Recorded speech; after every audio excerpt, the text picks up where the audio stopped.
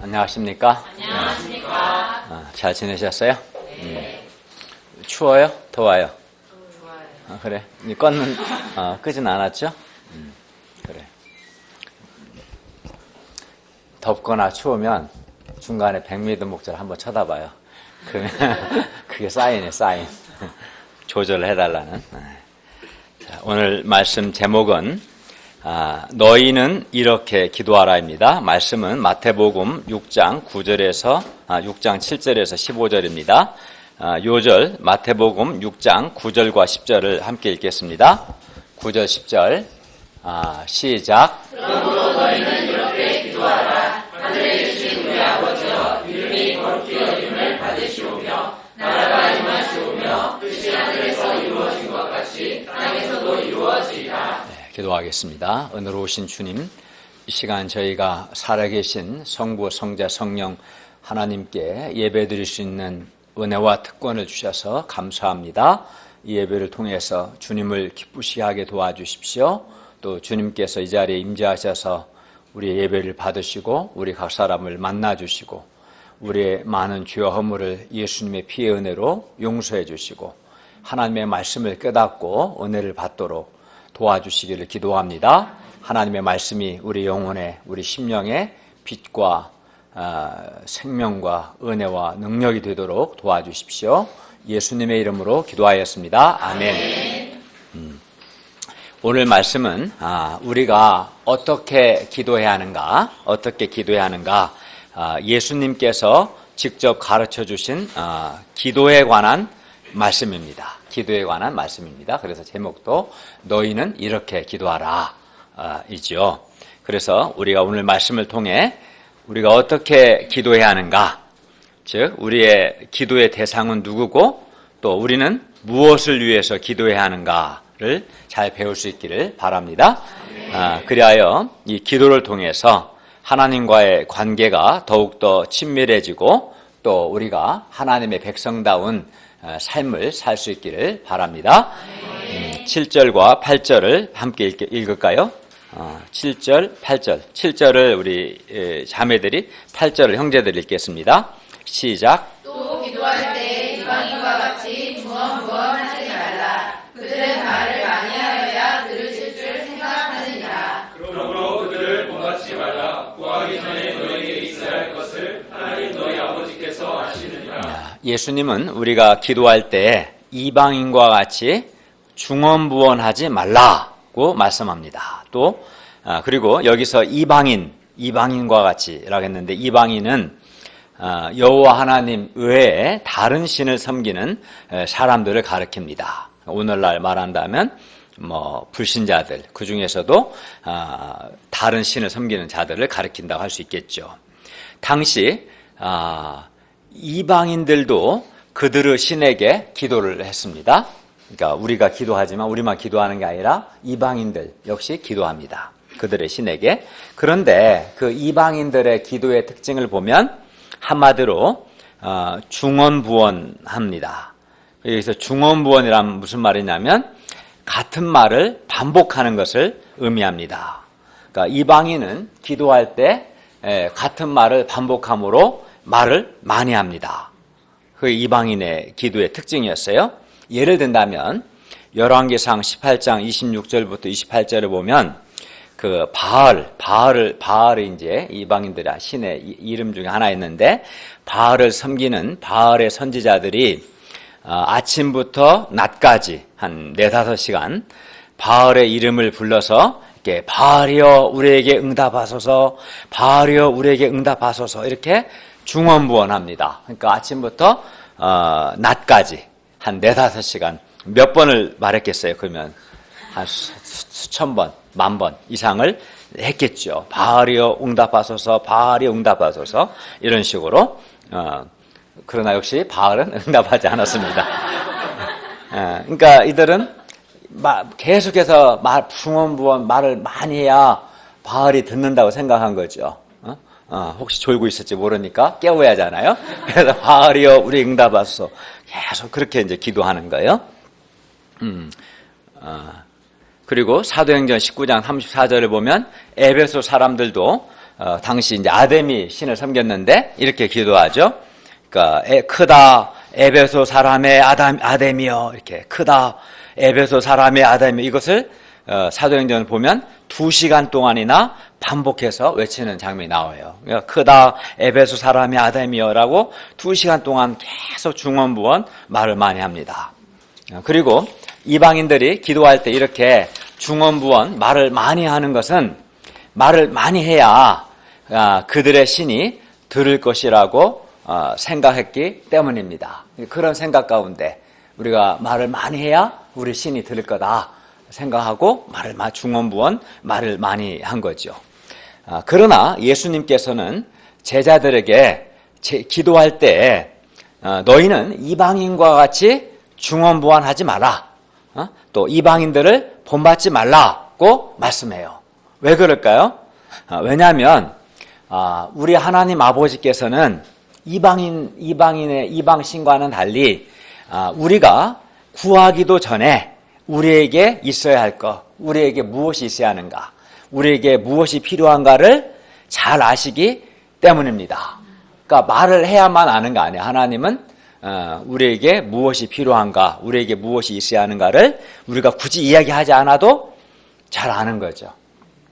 우리가 기도할 때 가장 중요한 것은 사실 우리가 기도하는 대상인, 우리가 하나님 아버지께 기도하는데 우리의 기도의 대상인 하나님 아버지가 어떤 분이신가를 잘 아는 것이 중요해요. 그에 따라서 기도의 내용이 바뀌는 거예요. 대상에 따라서. 그러니까 이방인들은 말을 많이 해야 우리 신이 듣는다고 생각하니까 말을 많이 할 수밖에 없는 거예요. 그러나 우리의 기도의 대상인 하나님 아버지는 굳이 그럴 필요가 없는 거예요. 도리어 귀찮다 그렇게 하지 말라고. 그러니까 하나님이 어떤 분이신가 아는 게 중요해요. 그런데 하나님 아버지는 그러니까 이번에 이제 새로운 정부가 탄생했는데, 그러면 이제 로비하는 사람들은 뭐 대통령이나 장관이나 중요한 직책 있는 사람들이 어떤 생각 갖고 있는가, 그들의 코드를 파악하는 게 아주 중요한 거예요. 코드에 맞춰야 하는데 엉뚱한 데 해봐요. 더 열받게 만들면 이제 불이익을 받으니까. 근데 어쨌든 우리가 기도할 때 제일 중요한 것은 하나님 아버지가 어떤 분이신가를 알아야 올바른 기도를 할 수 있고 또 기도 응답도 받지 않겠어요? 그래서 기도의 대상인 하나님을 알아야 하는데, 하나님 아버지는 우리가 지난 시간에 배운 것처럼 은밀한 중에 계시며 은밀한 중에 보시고 갚아주시는 하나님이시다. 우리가 기억나죠? 그죠? 그뿐만 아니라 오늘 말씀을 보니까 우리가 말을 많이 하지 않아도 우리에게 있어야 할 것을 잘 아신다. 그런 분이시다. 그런 것을 알 수 있어요. 그렇기 때문에 우리가 중언부언 말을 많이 하지 않아도 되는 거죠. 그러면 하나님 아버지께서 우리에게 있어야 할 것을 아시는데 무엇이 있어야 하는가 아시는데 우리가 굳이 기도할 필요가 있을까요? 이런 의문이 들죠. 이방인들이야 무엇이 있어야 하는가, 있어야 할 걸 모르니까 말을 많이 해야 해서 하는 건데, 우리 하나님은 우리가 기도하지 않아도 우리에게 있어야 할 것을 아시고 공급해 주시는데 우리가 굳이 왜 기도해야 하는가? 물론 우리에게 있어야 할 것, 곧 우리의 필요를 얻는 것만이 우리가 기도하는 목적이라면 굳이 기도하지 않아도 하나님 아버지께서 우리에게 있어야 할 것들을 공급해 주실 겁니다. 그러나 우리의 필요를 얻는 것만이 기도의 전부는 아닙니다. 기도는 그것보다 더 중요한 의미가 있는데, 우리는 기도를 통해서 하나님께 나아가고 하나님과 더욱 깊고 친밀한 교제를 하게 됩니다. 기도를 통해서 하나님과 관계를 맺게 되고 관계가 깊어지고 또 하나님의 뜻이 뭔가를 내가 들을 수가 있고 또 나의 생각을 하나님께 말씀드릴 수 있고, 그러니까 관계가 형성돼요. 기도를 통해서 하나님과 나의 관계가 형성되고 깊어지게 돼요. 근데 기도를 하지 않으면 이런 하나님과 관계가 형성되지 않아요. 올바르게 맺혀지지 않고 그렇게 되는 거죠. 마치 부부 사이가 대화가 없으면 그건 가정이 아니라 남편, 그 집은 하숙집이 하숙집. 월급 받아서 하숙비 내고 밥 먹고 그렇지. 부부가 대화가 없으면 관계성이 안 맺힐 거 아니에요. 마찬가지죠. 예. 그래서 기도는 우리가 하나님과 더 깊고 친밀한 관계를 맺고 교제하게 하는 수단입니다. 그리고 예수님의 말씀의 의도는 우리에게 기도 자체를 하지 말라는 것이 아닙니다. 이방인과 같이 중언부언하는 말을 많이 해야만 듣는다는 생각 가운데 중언부언하는 그런 기도를 하지 말라는 겁니다. 그러면 우리는 이제 어떻게 기도해야 합니까? 중언부언하지 마라. 분명히 말씀하셨는데 그러면 이제 적극적으로 어떻게 기도해야 하는가? 9절부터 13절 말씀은 이방인과 달리 우리는 어떻게 기도해야 하는가? 예수님께서 가르쳐 주신 기도의 지침입니다. 우리는 이것을 주기도문이라고 부릅니다. 이 주기도문에는 하나님의 백성된, 하나님의 자녀된 우리가 이방인과 달리 정말 간절하게 소원하고 구해야 하는 것이 무엇이며 또 우리가 하나님의 백성으로서 어떻게 살아야 하는가 잘 나타나 있습니다. 제1장 하나님을 위한 기도 9절과 10절 말씀입니다. 이방인들은 그들에게 있어야 할 것 곧 그들의 필요를 위해서 기도합니다. 그것도 중언부언 말을 많이 합니다. 그러나 우리는 이방인과 달라야 합니다. 우리는 하늘에 계신 하나님 아버지를 위하여 기도해야 합니다. 9절을 다시 한번 읽겠습니다. 시작.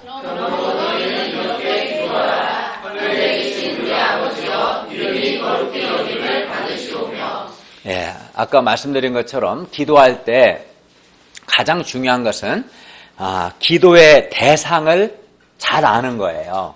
기도의 대상을 잘 아는 겁니다. 그리고 그거는 성경에 뭐라고 기록되었는가를 통해서 아는 거예요. 나의 어떤 선입견을 통해서 생각하면 안 되고. 그런데 예수님은 제자들에게 기도할 때 뭐라고 그랬어요? 하늘에 계신 우리 아버지요 라고 기도하라고 하십니다. 하늘에 계신 우리 아버지요.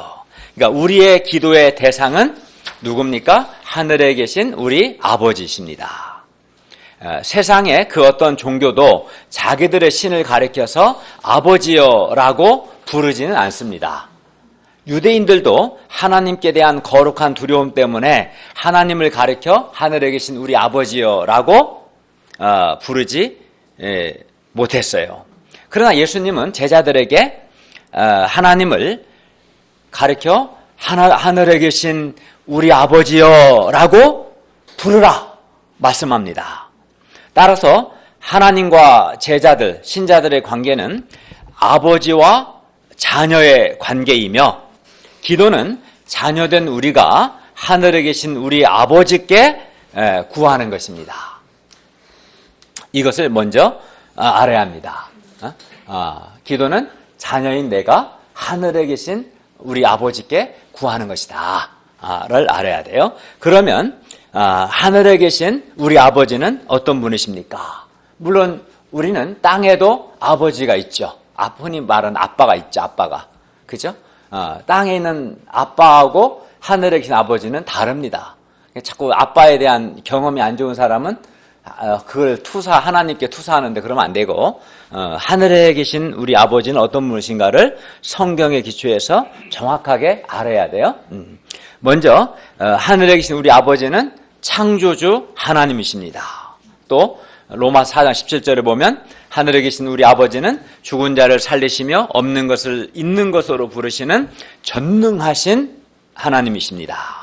또 오늘 8절 하반절에서 본 것처럼 예수님은 구하기 전에 너희에게 있어야 할 것을 하나님 너희 아버지께서 아시느니라 라고 하셨어요. 그러므로 하늘에 계신 우리 아버지는 우리가 구하기도 전에 자녀인 우리에게 있어야 할 것, 무엇이 있어야 할 건가를 잘 아시고 또 우리에게 필요한 것들을 때마다 공급해 주시고 자녀된 우리를 보호해 주시고 자녀된 우리를 선하게 인도해 주십니다. 무엇보다 하늘에 계신 우리 아버지는 자녀인 우리를 사랑해 주십니다. 그래서 하늘에 계신 아버지를 잘 배운 사람들, 하나님 아버지의 통치를 받고 하늘에 계신 우리 아버지를 잘 닮은 사람은 땅에서도 좋은 아버지가 되는 거예요. 그래서 자녀가 무엇이 필요한가를 자녀보다 먼저 파악해서 그를 적절한 시점에 책임감 있게 공급해주고 또 도와주고 그렇죠. 안 그런 아버지도 물론 있겠지만 네. 그러므로 우리는 자녀가 아버지께 하듯 하늘에 계신 우리 아버지께 편안한 마음으로 기도하면 됩니다. 그러니까 여러분이 아버지한테 대하는 것과 직장 상사에게 대하는 것과 학교 선생님한테 대하는 것이 달라요? 안 달라요? 달라요. 직장 사장님한테 편안하게 말할 수 있어요? 편안하게 하라기도 더 불편하지. 학교 선생님한테 편안하게 말하기 부담스럽잖아요. 그죠? 근데 자기 아빠한테는 거의 요즘 애들은 거의 갑질을 하잖아요. 요즘은 자녀가 갑이고 아빠가 을이야, 을. 그잖아요. 막 맡겨놓은 것 좀 내놓으라고 막. 안 내놓으면 큰일 날 것 같은. 그잖아요. 자녀가 굉장히 편안하게 이야기하잖아. 자기 아버지한테. 근데 밖에 나가면 또 그렇지 못하죠. 그러니까 내가 자녀고 하늘에 계신 아버지께 기도하는 거다를 알고 편안한 마음으로 기도하면 됩니다. 우리가 예수님을 믿음으로 하나님의 자녀가 되었지만 근데 이제 우리가 연약해서 계속되는 우리 자신의 죄와 허물로 인한 불의한 생각을 하게 되고 그래서 우리는 너무 내가 이제 자꾸 반복해서 죄에 넘어지고 허물을 남기고 실수하고 그러다 보면 이제 하나님께 죄송한 마음이 들고 때로는 정죄감을 들기도 하고 그래서 이제 하나님께 잘 나가지 못하고 하나님을 아버지라고 잘 부르지 못할 때가 있어요, 없어요? 있죠. 법적으로 내가 자녀인데 실제로 이제 자꾸 우리가 범죄하게 되면 하나님과 멀어지게 돼요. 하나님께 대한 두려움이 생기고 거리감이 느껴져요. 우리 영혼이, 우리 마음이. 그럼에도 불구하고 우리는 하나님을 아버지라고 부르고 또 하나님 아버지께 나아가야 합니다. 내 허물이 있다고 해서 아버지와 자녀의 관계가 파괴되지는 않아요.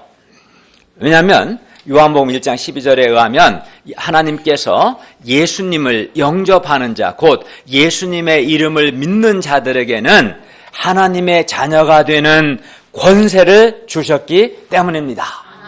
내가 훌륭해서 하나님의 자녀가 되는 게 아니고 예수님을 믿음을 통해서 하나님의 자녀의 권세, 자녀의 특권을 얻었기 때문에 그렇습니다. 우리가 예수님을 믿는 믿음을 버리지 않는 한, 예수님을 믿는 한 우리는 나의 허물과 죄에도 불구하고 내 실수에도 불구하고 여전히 뭡니까? 하나님의 자녀인 거예요.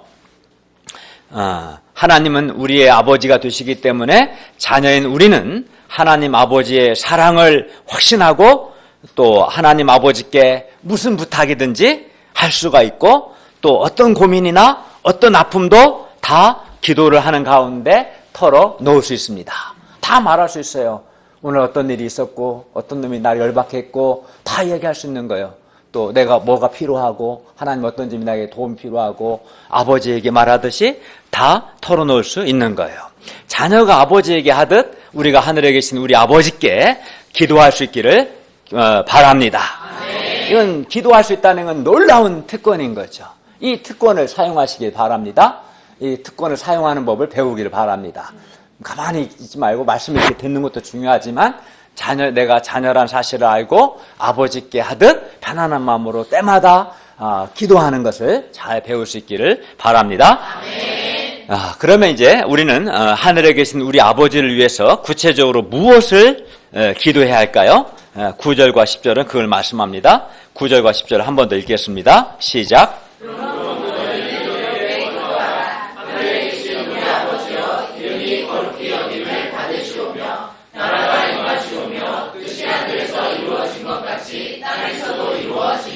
첫째, 우리는 하나님 아버지의 이름이 거룩히 여김을 받으시도록 기도해야 합니다. 9절 말씀입니다. 우리는 하늘에 계신 우리 하나님 아버지께 기도할 때 제일 먼저 하늘에 계신 우리 아버지의 이름이 거룩히 여김을 받으시도록 기도해야 합니다.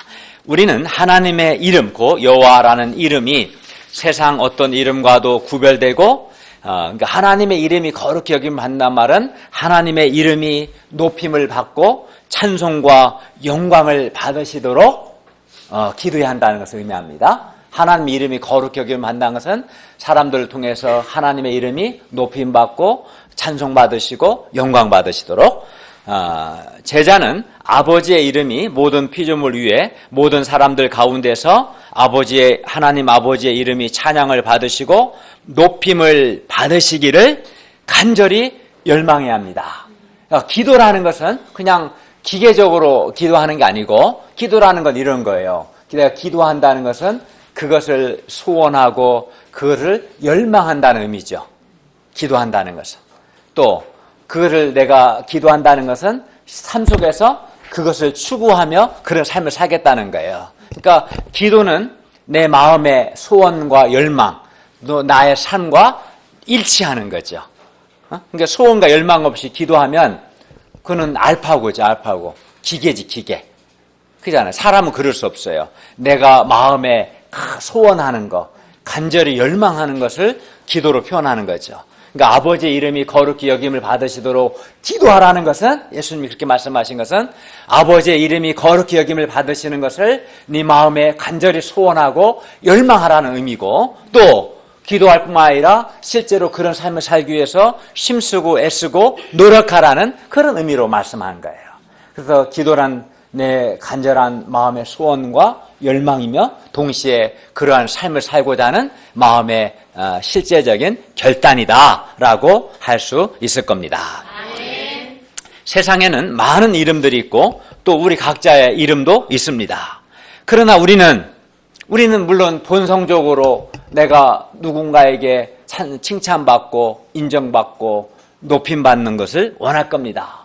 그러나 우리는 나의 이름이 아닌, 내 이름이 아닌 하늘에 계신 우리 아버지의 이름이 높임을 받으시고 아버지의 이름이 찬송을 받으시고 하나님 아버지의 이름이 경배를 받으시고 하나님 아버지의 이름이 영광을 받으시도록 기도해야 합니다.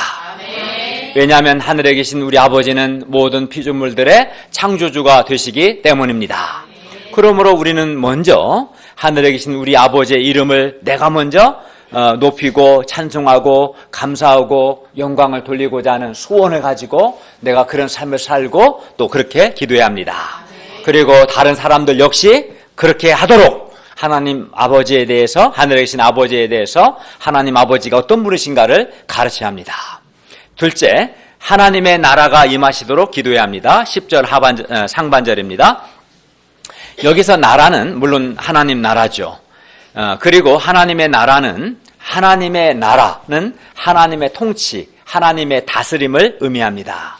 우리는 우리 자신과, 내 자신과 또 나의 가정과 우리의 신앙 공동체, 또 우리가 섬기는 중앙대 숙대 캠퍼스 가운데 하나님의 나라, 즉 하나님의 통치, 하나님의 다스림이 임하도록 기도해야 합니다.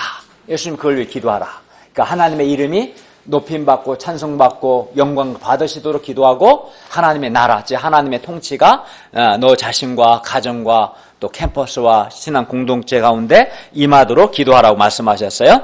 사실 세상의 모든 문제는 사람들이 하나님의 통치를 받지 않는 데 있습니다. 예를 들어서 마가복음 5장에는 한 거라사인이 나와요. 그리고 그 사람은 하나님의 통치 받는 것을 그는 거절하고 거부했어요. 그 결과 그가 하나님의 통치를 거부했을 때 악한 영, 사탄의 통치를 받게 되었습니다. 그때 그는 인간으로서 모든 고귀함을 잃어버리고 반사회적인 사람이 되어서 스스로를 자학했어요. 자기 몸을 돌로 자해하고 막 쇠사슬과 고랑을 끊고 막 소리 지르고 무덤에서 살고 막 그런 삶을 살았어요. 그러나 예수님께서 오심으로 이러한 그를 지배하던 더러운 귀신을 쫓아내 주시고 그가 하나님의 통치를 받게 되었어요. 그때 그는 180도 바뀌어서 정신이 온전해지고 사람으로서의 고귀함을 회복하고 또 뿐만 아니라 데가볼리 지방의 선교사가 되었습니다. 그러니까 한 사람이 하나님의 통치를 받기 전과 받은 후가 180도 달라지는 거죠. 이런 예는 아주 부지기수가 많죠. 또 한 사람 더 예를 든다면 막달라 마리아는 여인이 나오는데 복음서에 이 여인은 7 귀신 들린 아주 더럽고 추한 미친 여자였어요. 그러나 그가 하나님의 통치를 받게 되었을 때 그는 순수하고 순결하고 헌신적인 아름다운 믿음의 여인이 되었습니다. 사람이 하나님의 통치를 받게 되면 그가 아무리 더럽고 추한 사람일지라도 순결하고 내면이 아름답고 고상한 사람으로 변화됩니다. 또 하나님의 아름다운 형상을 회복하게 됩니다. 그래서 예수님께서 하나님의 나라, 즉 하나님의 통치가 이루어지도록 임하도록 기도하라고 가르쳐 주신 거죠. 세상은 크게 보면 하나님께서 통치하시는 하나님의 나라와 사탄, 악한 영이 다스리는 사탄의 나라가 있을 뿐입니다. 우리는 하나님 나라의 확장을 위해서 부르심을 받았습니다. 우리 주 예수님께서는 각 사람들의 마음에 하나님의 나라가 임하도록 이른 아침부터 늦은 밤까지 하나님의 말씀을 가르치시고 또 새벽에 일어나 기도하시고 또 제자들을 키우셨습니다. 하나님 나라 일꾼들을 키우셨어요. 우리도 예수님과 같이 가장 먼저는 내가 먼저 하나님의 통치를 받고, 하나님의 통치를 받는다는 것은 내가 하나님께 순종하는 것을 의미합니다. 하나님의 말씀에 순종할 때 하나님의 통치가 임합니다. 내가 먼저 하나님의 통치를 받고 더 나아가 하나님 나라 확장을 위해서, 즉 하나님의 나라, 하나님의 통치가 이루어지도록 기도하고 복음 전파에 힘쓸 수 있기를 바랍니다. 셋째, 하나님의 뜻이 하늘에서 이루어진 것 같이 땅에서도 이루어지도록 기도하라고 말씀합니다. 10절 하반절입니다. 하나님이 인간 역사의 주관자이십니다. 그리고 그리하여 크고 작은 모든 일들 속에 하나님 아버지의 선하신 뜻이 있습니다. 그리고 우리는 하나님의 뜻이 땅에서도 이루어지도록 기도해야 합니다. 하늘에서는 이루어졌는데 땅에서는 사람들이 불순종해서 하나님의 뜻이 이루어지지 않고 있어요. 우리는 하나님의 뜻이 땅에서도 이루어지도록 기도해야 하고 각 사람에게 두신 하나님 아버지 뜻이 이루어지도록 간절히 기도해야 합니다. 예수님의 제자된 사람이 그의 삶 속에서, 그의 삶에서 또 세상에서 만나는 모든 일들 속에서 하나님 아버지의 뜻이 이루어지기 위해서는 먼저 뭐부터 해야 돼? 하나님의 뜻이 무엇인가를 먼저 찾고 그 다음에 그 뜻이 이루어지도록 이제 기도하라는 거예요. 예를 들어서 이제 믿음의 조상인 아브라함과 그의 아내 사라는 아들 낳기를 간절히 바랬습니다. 하나님께서 그들에게 아들을 주시겠다고 약속도 하셨어요. 그러나 하나님께서는 금방 주시지 않고 25년이나 지난 아브라함의 나이 100세, 사라의 나이 90세가 되었을 때 그 가정에 아들을 주셨습니다.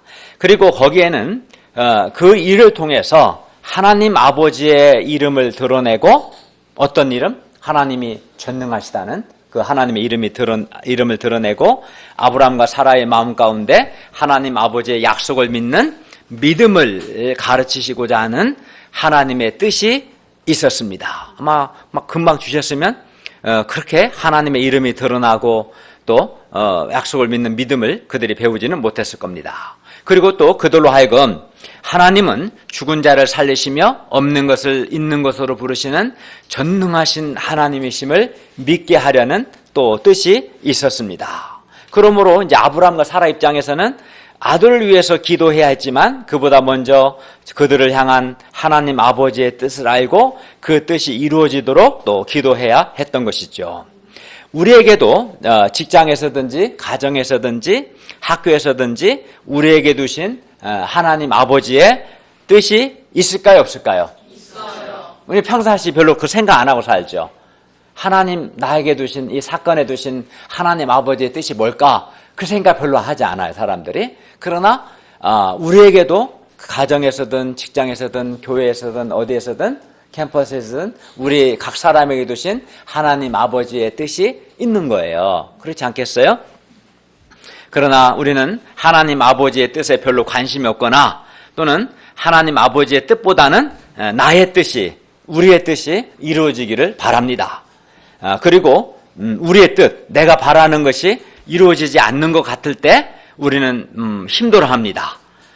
어떤 사람은 이때 정말 하나님이 살아계시긴 할까? 하나님의 존재 자체를 의심하거나 불신하기도 하고, 또는 하나님이 과연 나를 사랑하실까? 하나님의 사랑을 의심하거나 불신하기까지 합니다. 근데 자기 뜻이, 자기가 바라는 것이 이루어지지 않을 때 이제 사람의 심리가 그렇습니다. 이제 불평도 생기고 마음이 힘들기도 하고 의심과 불신도 듭니다. 불평 원망한 사람 있죠? 그러나 우리는 모든 일에 분명 하나님의 기뻐하시고 선하신 뜻이 있음을 알고, 나의 뜻보다, 나의 바람보다 하나님 아버지의 뜻이 땅에서도 이루어지도록 간절히 기도해야 합니다. 그러니까 생각을 조금 전환시키는 게 필요해요. 우리는 그걸 못 벗어나는 거예요. 내가 원하는 것, 내가 바라는 것, 그 생각에서 못 벗어나고 그로 인하여 고통을 받아요. 근데 오늘 말씀을 들으면서 아마 그걸 여러분 배우셔야 돼요. 어떤 일들 속에, 어떤 사건 속에, 어떤 기도 속에 나에게 두신 하나님의 뜻이 있다. 그리고 하나님은 내가 바라는 것을 내가 이루어지기를 바라지만, 그것도 물론 하나님 뜻에 맞다면 들어주시겠죠. 만 그게 다가 아니고 그 일들을 통해서 하나님의 뜻이 있고 그 뜻이 이루어지기를 원하신다라는 것을 우리가 알아야 합니다. 이 땅에서 일어나는 모든 일들, 모든 문제들, 모든 어려움들 속에도 하나님 아버지의 뜻이 있음을 믿고 하나님의 뜻이 이루어지도록 기도해야 합니다. 그때 마음이 밝아집니다. 그때. 근데 사람이 자기 뜻에만 매몰되고 국한되면 이제 잘 안 될 때 굉장히 마음이 힘들어지고 마음이 어두워지고, 그래도 별로 달라지지 않아요, 사실은. 근데 내가 힘들지만 이 일들 속에 나를 향한 하나님의 뜻이 있을 텐데 생각하고, 그 뜻이 뭘까? 또 이런 문제를 통해서 하나님이 내가 무엇을 배우고 어떤 점에서 훈련받고 성장하기를 원하실까? 생각하면 달라지기 시작하는 거예요.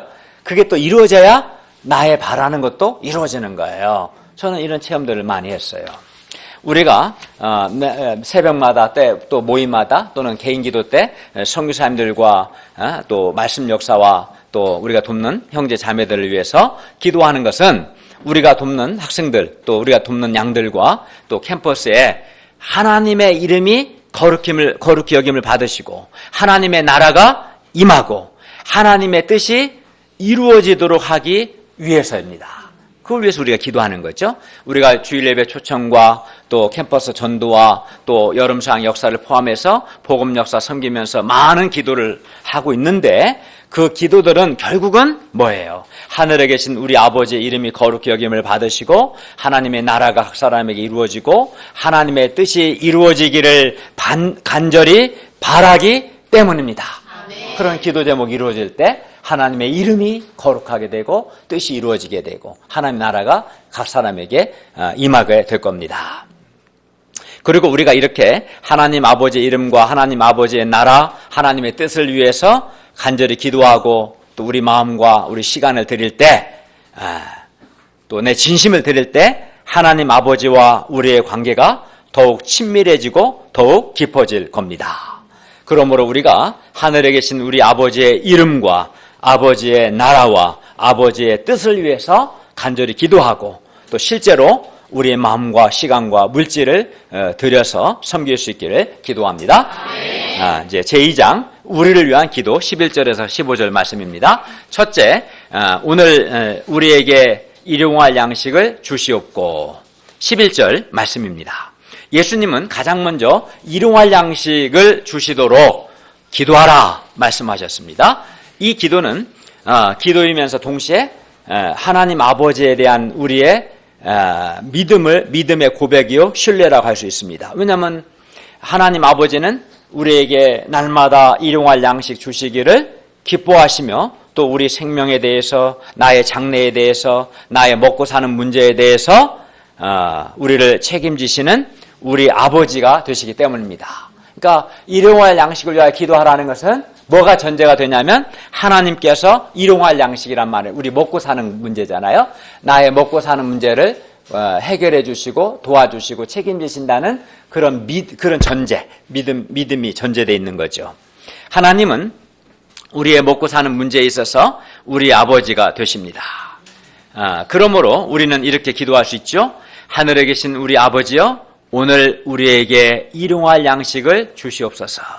그러니까 일용할 양식, 곧 먹고 사는 문제야말로 가장 기본적인 것이며 사람의 생각과 행동을 가장 많이 지배하는 겁니다. 지금도 사람들은 여전히 먹고 사는 문제를 걱정하고 있습니다. 오늘날 특히 더 그렇죠. 취직 문제도 사실 먹고 사는 문제입니다. 취직 문제, 일용할 양식 문제죠. 이른 아침에 출근해서 늦은 시간에 퇴근하는 것도 사실 일용할 양식을 얻기 위해서입니다. 예수님은 세상에서 사람들이 먹고 사는 문제로 인해 얼마나 염려하는지, 또 그 문제에 얼마나 사람들이 매여 있는지를 잘 아셨어요. 그래서 일용할 양식을 위하여 기도하라 말씀하셨어요. 근데 어떤 사람은 일용할 양식, 즉 먹고 사는 것은 기도해야 할 문제가 아니고 내가 열심히 일해서 내가 해결해야 할 문제다라고 생각하는 사람이 있어요.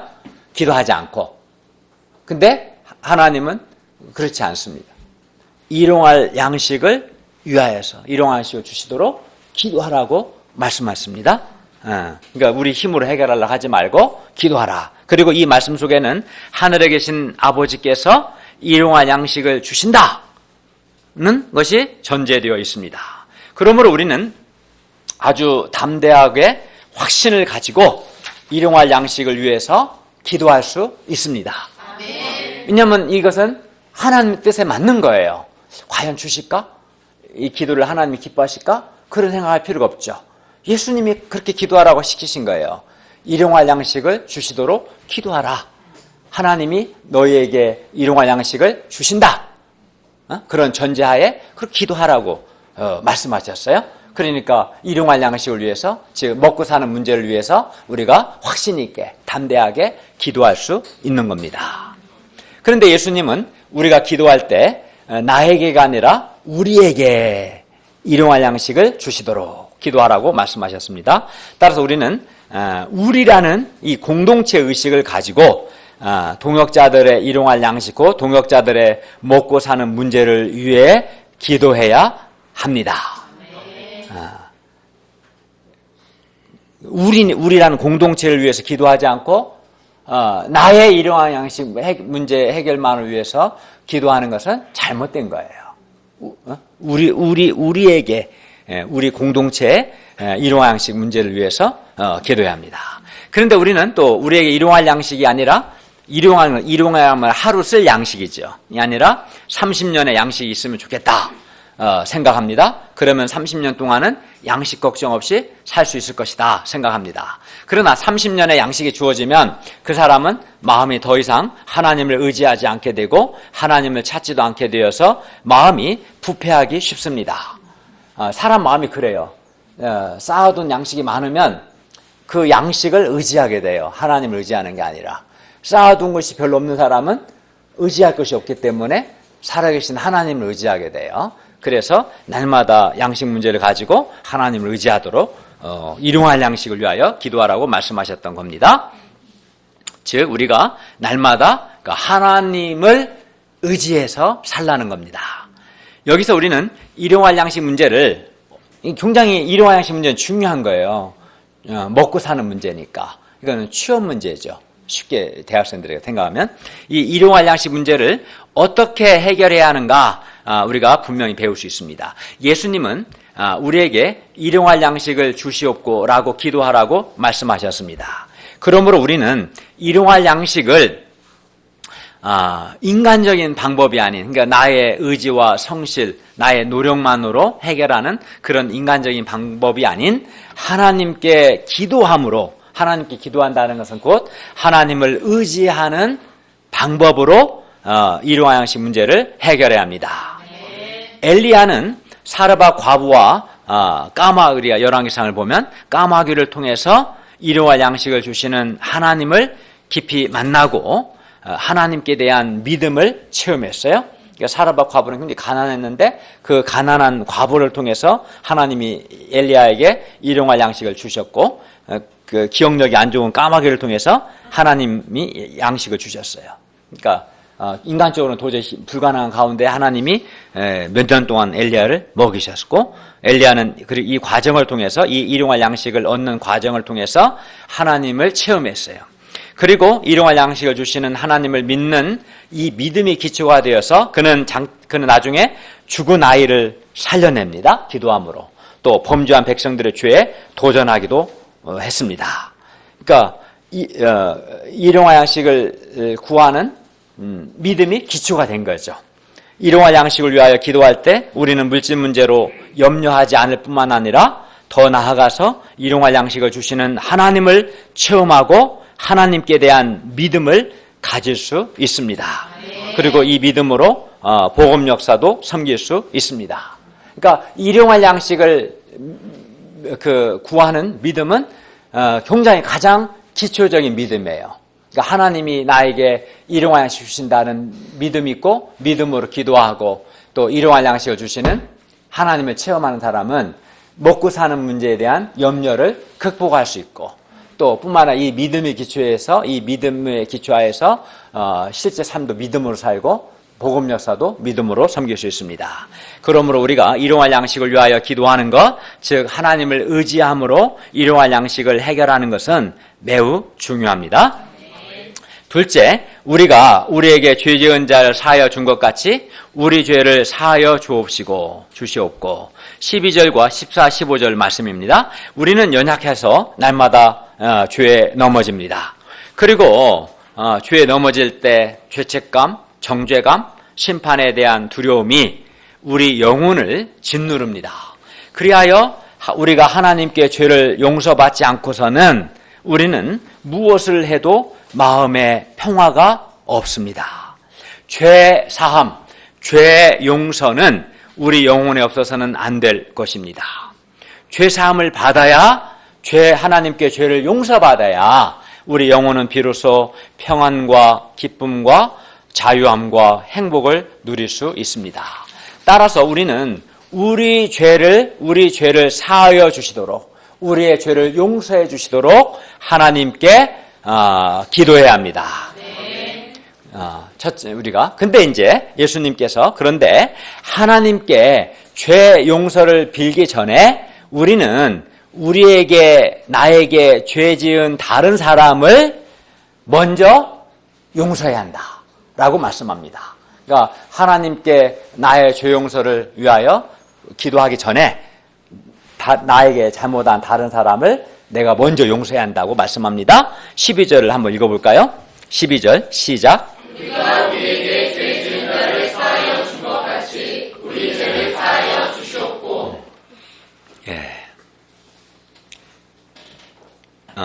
이렇게 우리가 기도해야 돼요.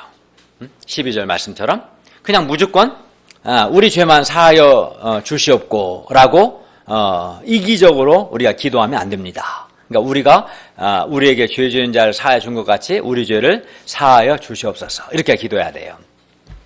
사람 사이에 가장 큰 문제는 죄와 용서의 문제입니다.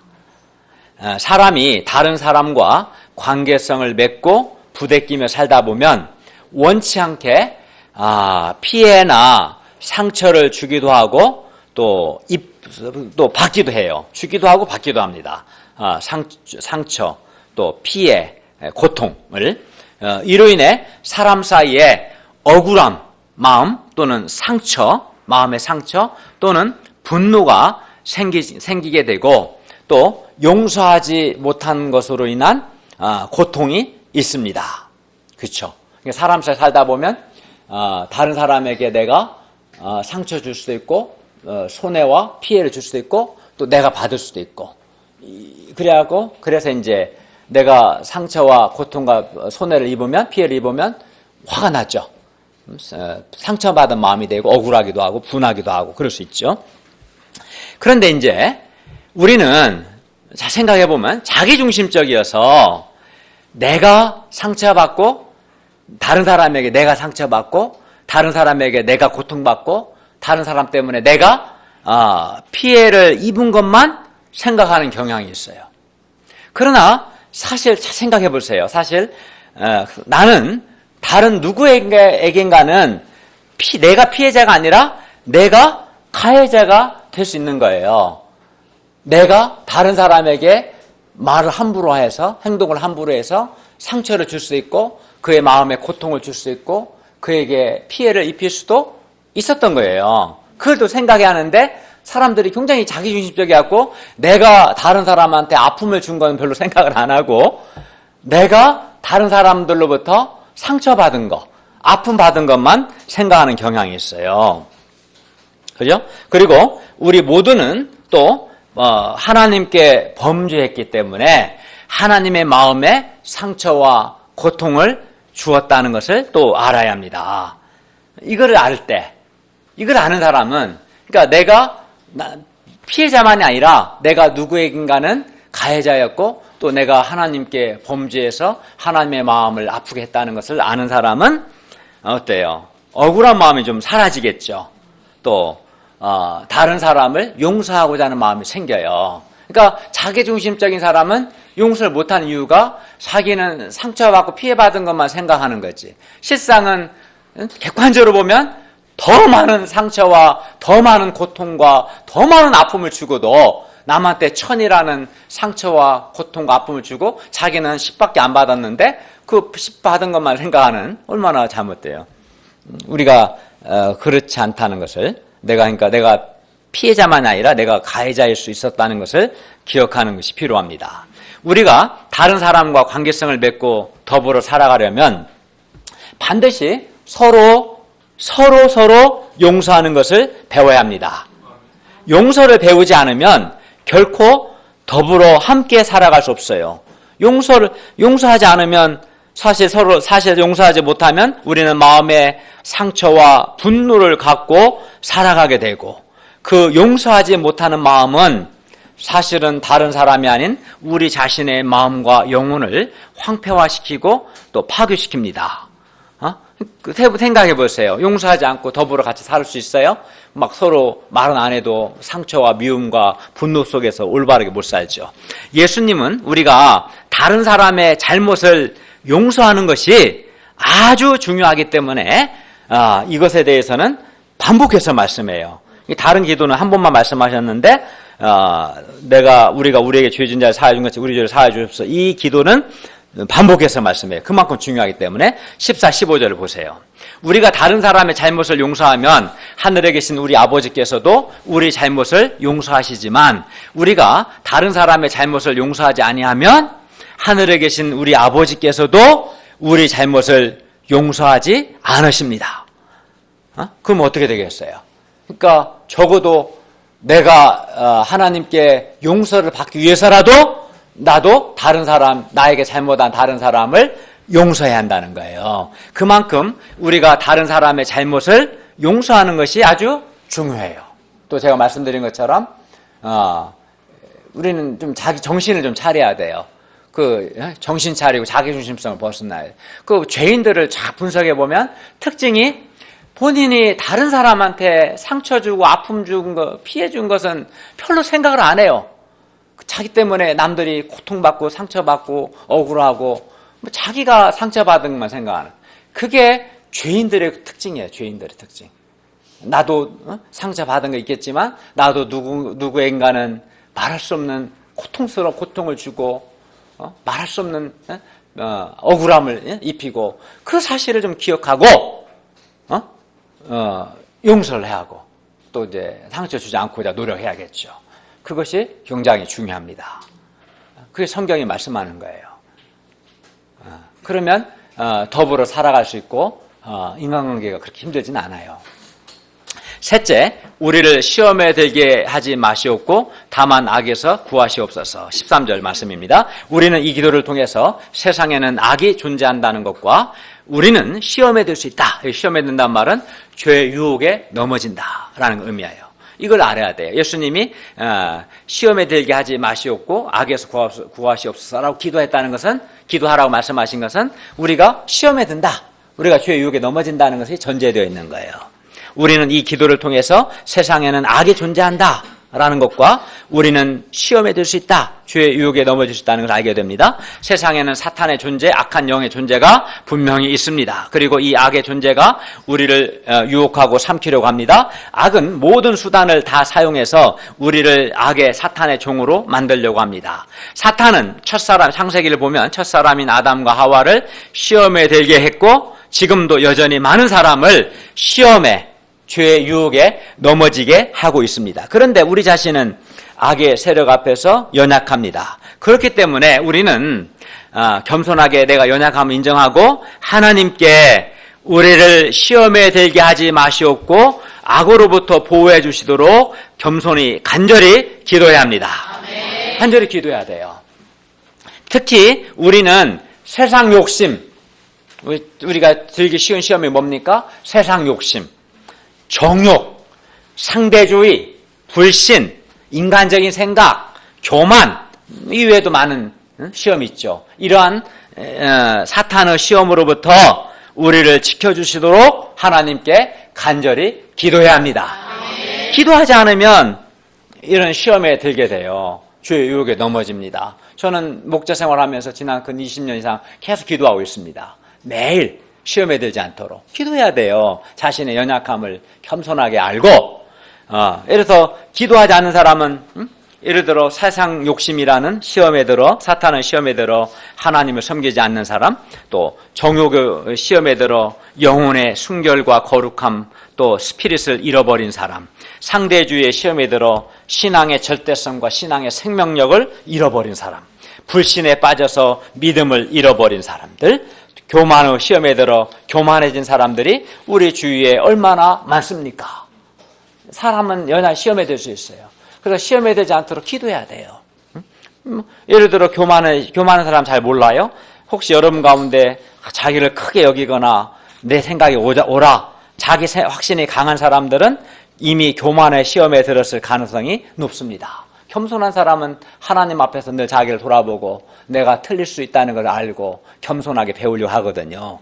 그러므로 우리는 시험에 들지 않도록 깨어 간절히 기도해야 합니다. 아멘. 우리가 시험에 들지 않도록 간절히 기도할 때 우리는 살아계신 하나님의 도움을 받아서 사탄의 시험을 이기고 악에 빠지지 않을 수 있습니다. 이렇게 말씀을 잘 듣고 순종해야죠. 그래서 저는 순종했어요. 시험에 들지 않도록 기도하라는 이 말씀을 20수년 전에부터 순종해서 매일 기도했어요. 굉장히 유익했어요. 때마다 기도하니까 늘 그 문제에 대해서 깨어있게 되고 하나님의 도우심을 받게 되고 큰 무리 없이 살 수 있었어요. 결론입니다. 우리는 하나님은 우리에게 있어야 할 것을 잘 아시고 공급해 주시는 우리의 아버지가 되십니다. 그러므로 우리는 이방인과는 달리 이방인과 기도하지 말고 우리는 하늘에 계신 우리 아버지의 이름이 거룩히 여김을 받으시도록, 하나님의 이름이 높임받고 찬송받고 경배받으시도록, 하나님의 나라가 임하도록, 하나님의 통치가 나와 내 가정과 우리 공동체 또 캠퍼스에 하나님의 통치가 이루어지도록, 또 하나님의 뜻이 이루어지도록, 나의 뜻이 아닌, 내 욕심이 아닌, 나의 바람이 아닌 나에게 두신 하나님의 뜻이 이루어지도록 기도해야 합니다. 우리는 또 일용할 양식과 일용할 양식을 위해서, 또 죄 용서를 위해서, 또 시험에 들지 않도록 기도해야 합니다. 그리고 예수님의 말씀에 순종해 우리가 이렇게 기도할 때 우리는 더 이상 먹고 사는 문제로 염려하지 않고 도리어 일용할 양식을 주시는 하나님을 체험하고 믿음을 배우게 되고, 또 하나님 주시는 죄 용서의 은혜와 기쁨을 풍성히 누리고, 또 다른 사람을 잘못을 용서하기 때문에 사람과의 관계도 은혜롭게 되고, 또 시험에 들지 않도록 기도함으로써 시험에 들지 않고 승리하게 될 것입니다. 주님이 가르쳐 주신 기도를 우리가 순종해서 실천할 수 있기를 바랍니다. 기도하겠습니다. 은혜로우신 주님, 오늘 말씀을 통해서 우리가 무엇을 위해서 기도해야 하는가, 하나님과 관련해서 또 사람 관련해서 무엇을 위해 기도해야 하는가 가르쳐 주셔서 감사합니다. 저희가 순종해서 마음의 소원을 가지고 주님이 가르쳐 주신 기도를 힘써 하고 또 이런 삶을 살 수 있도록 도와주십시오. 예수님 이름으로 기도했습니다. 아멘.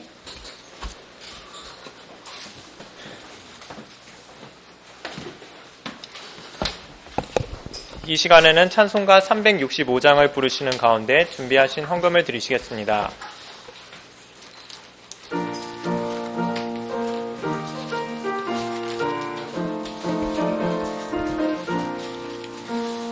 마음속에 근심 있는 사람